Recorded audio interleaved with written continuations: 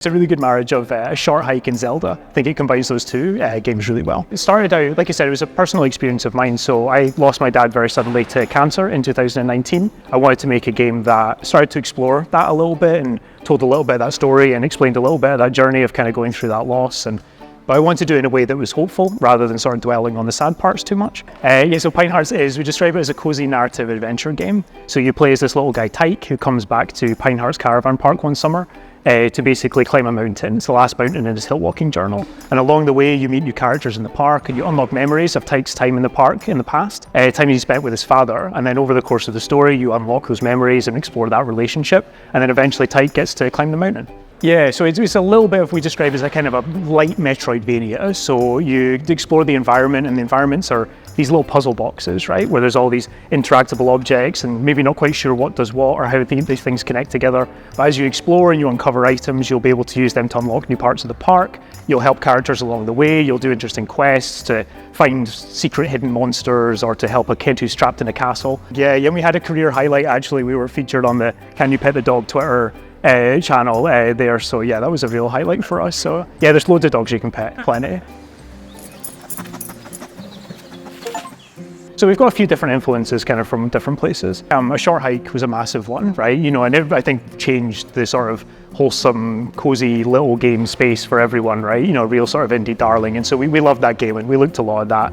I think, like I said, there's little hints of Zelda in there as well, and how you kind of gain more items and progress through the world. Little bits of Animal Crossing as well, just in how you interact with the characters and kind of collect objects that will help you along your way. Then for like the memory components that you play in the game, we wanted something that I guess created that sort of feel of nostalgia, feeling like a kid and imagining things that are larger than life and kind of transporting you to a new world. So we came up with this sort of sketchy cardboard style where it feels like you're sort of in the imagination of a kid. It's just a cozy game. It's a game that has a lot of heart in it. It feels like it's made by people that really care about it and have something that they want to say.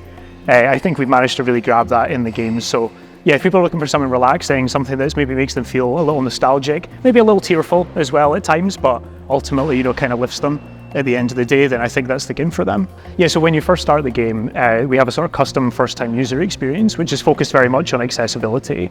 So when the player first loads in, they get to choose from a sort of preset number of options so they can very quickly configure their experience. So that includes things like colorblind or color blocking modes, simplified control modes. So if the player has limited dexterity, they can opt for a simplified mode there.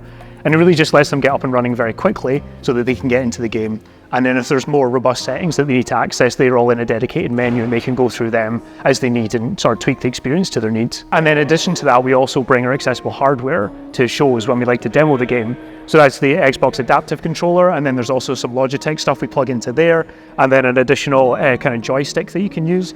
So there's a whole bunch of configurations that we can build for people. So that's maybe if you've got limited motor skill or maybe you're in a wheelchair, we can kind of try and support different configurations as much as possible. So it's something we're really passionate about and something we're really pleased that we managed to get into Pine Hearts so successfully. I always forget it's in the game until I'm reminded about it, but essentially there's an area right at the beginning of the game that you can't get to until right at the end, and if players can remember that and come back to there, they'll meet a character there that isn't in the game at all and is from a completely different world related to the Little Nook. And so, yeah, and there's an achievement for that as well if you're playing that on PC, if you find that character. So, yeah, definitely, I would encourage people to look for that because that's a little secret that I'm really glad we got in. Yeah, so the game is Pine Hearts, and it releases on the 23rd of May, and it's available for PC, Steam, and Nintendo Switch.